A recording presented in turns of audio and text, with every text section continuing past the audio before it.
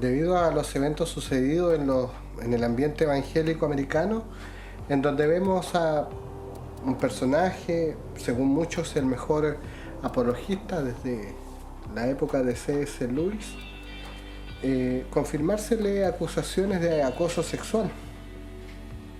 Hablo en este caso en específico, de Ravi Zacharias.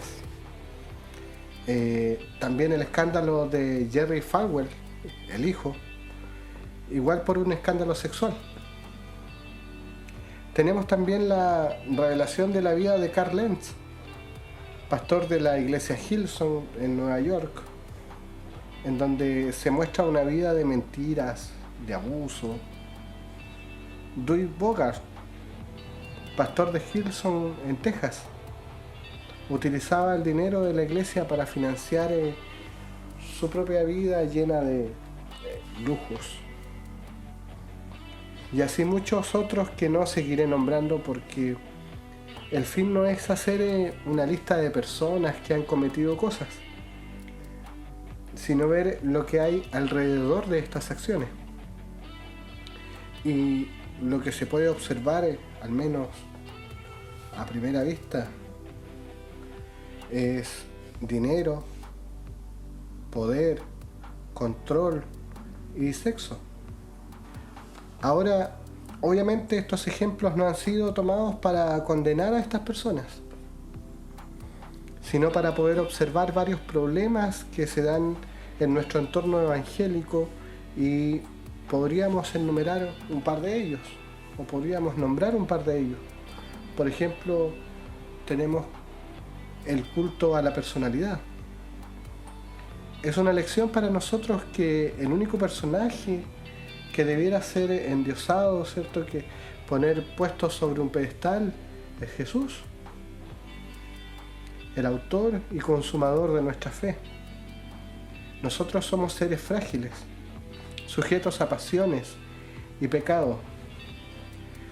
Podemos observar que la Biblia no esconde el lado débil de los hombres de Dios, más bien lo expone. Podemos observar la mentira de Abraham, ¿cierto?, con sus consecuencias. La lujuria de David, también con sus consecuencias.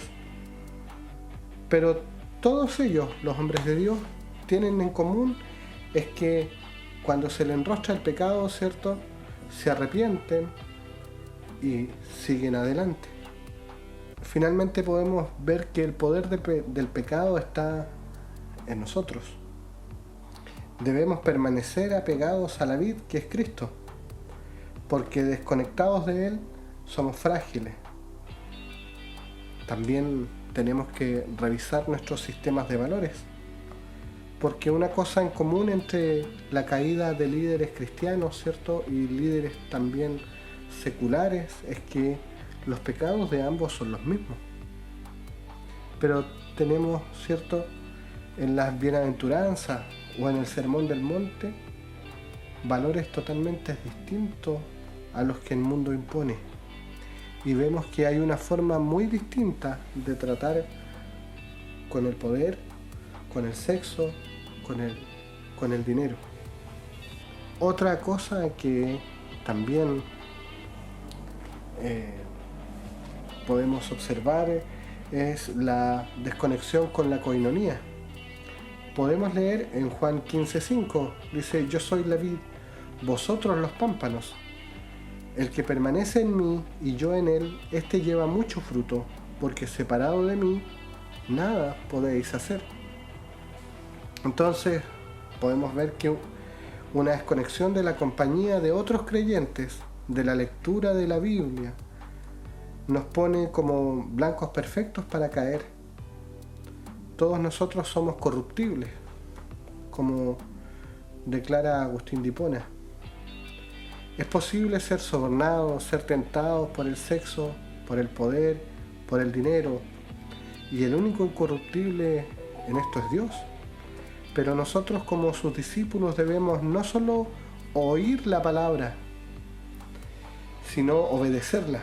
Por tanto, es necesario volver a lo básico, volver a la sana doctrina que nos fue heredada no de los grandes pensadores de todos los tiempos, sino de los apóstoles, los de la Biblia, vale la pena aclarar, no de toda esa cantidad de apóstoles que han brotado en estos tiempos, y principalmente de la predicación de Jesús.